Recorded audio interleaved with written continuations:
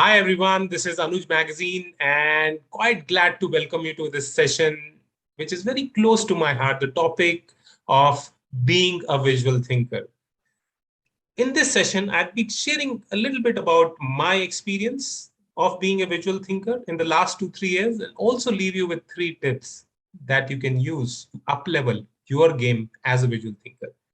Let me start from the start and share with you some of the sketches that inspired me, some of the sketches that changed the world. Thomas Edison, one of the greatest inventors of all time, before coming up with any sort of invention, he used to scribble his thoughts in form of these little drawings that you can see of electric lamp. He was also known to be a prolific note taker. And in this book, he's supposed to have said, I have innumerable machines in mind now, which I shall describe to illustrate and continue to illustrate and describe. Nikola Tesla, another genius with more than 300 patents, a great inventor, he was able to take the concept of visual thinking to altogether a different level. He was not able to only build the complicated machines in his mind, but also run them to see if moving parts caused any issues. J.K. Rowling, before even she came up with the first book of Harry Potter series, she conceptualized all the characters, major scenes by means of sketches. Twitter, that in 2018 shared this very first drawing of Jack Dorsey, which eventually turned out to be Twitter that we know of today. If you look at all these examples, these are examples of a great inventors and business people who started their journey towards greatness by a simple sketch. One of the questions that you can ask me, a valid question at this stage, all these people are probably born geniuses or people who are supposed to do big things in life. What does visual thinking mean for lesser mortals like me and you? And at this juncture, I'd like to share with you a little bit about my journey as a sketchnoting, which is an art form which uses visual metaphors along with the text and colors to simplify a complex message. I took on sketchnoting around 3 years back, and my journey over a period of time has taught me a lot. Let me share that uh, real quick with some of the examples. This was one of the first sketches that I did, in which I'm trying to untangle the concept of why, or the business reasons of why Google acquired this company called as Redux. This is another sketch note in which I'm trying to simplify uh, one of the graduating the graduating speeches that I and one of my mentors gave. This is from one of my mentors. You can either watch a 10-minute video or get the gist from one of these sketch notes of this kind. This is one of the sketch notes that I did for a live session on quantum computing. And while I was sketching this, while the session was going on, it taught me the act of intently listening to the concepts, howsoever difficult it was at that stage. When I went to product management, I went through a lot of content. This is a summary of 1.5 hour video, now engraved, and I kind of keep revisiting these to re-strengthen some of the concepts being taught by the experts in the field. One of the live sessions, which I immensely like, from Carrie Lawrence, the first female F-14 Tomcat fighter pilot in US Navy. And I was fortunate enough to see this session live and doodle some of the concepts that came out. And not only this, some of the podcasts on career lessons, that kind of I look at and revisit very often to strengthen and retain the concepts.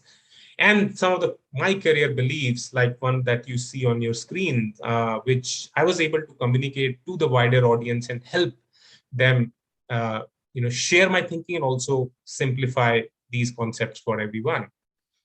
Technical concepts like blockchain, APIs, what it means to people. I think over a period of time, these kind of sketch notes, which take a bit of a skill and analogy building to prepare, but utility of these lasts for a longer period of time. And also books, right? I think this has been one of my favorite subjects that of sketchnoting. As you can see, as a part of my journey that I showed in the last of 4 or 5 of these sketch notes that I shared, I've used them in the various contexts, and and this whole concept has helped me retain things for a longer period of time, help me share the knowledge, help me simplify knowledge for others to consume. And I, would like to share some of the tips with you that can help you embrace visual thinking to the fullest and for any purpose that you want to use. If you are a tester, just think of visual thinking where, in which of the areas that you can go and use it. I think, why not have visual bug reports? Why does the bug reports have to be always, boring and in one format? So think of the possibilities are endless. One thing that you'd remember is that that I learned from my own concept, my own experiences, A, B, C, D. Anybody can draw. I was not prolific. I was very kind of average at drawing before I took this up 3 years back. But with a little bit of practice and applying some of the concepts that I'm going to be sharing with you, I was able to cross that chasm. First is attach a purpose to your pursuit of sketching, the first step. Like Simon Sinek says, when everything starts with a why. So for me, the purpose is to simplify knowledge. So for me, the purpose of sketchnoting is to share the knowledge with others, to help others become better. So if your purpose is clear, then how becomes easy. But if your purpose is shaky, then it is hard for you to continue with the sketchnoting concept for a longer period of time, or any habit for a longer period of time. Second is, the thing which helped me a lot in my sketchnoting journey was imitate before you innovate. There is no shame in imitating, as long as you are giving credit where it is due. These couple of sketch notes that I imitated the design of during my early stages and even at the later stages, but I didn't publish it externally widely. And now also I'm publishing just for the sake of making this point, but giving the credit to the designer of these, Tanmay Vora. But the point here being that before you arrive at your style, it is important to get into the mind of experts. And how you can do that? By drawing their concept line by line. This is something that worked for me and helped me figure out a lot of tricks and tips specific to sketchnoting. Third tip, as James Clear says in his book Atomic Habit, the habit streaks help you prolong the habit for a longer period of time. Embrace rigor, do something daily. Improve by 0.01%, but do it daily.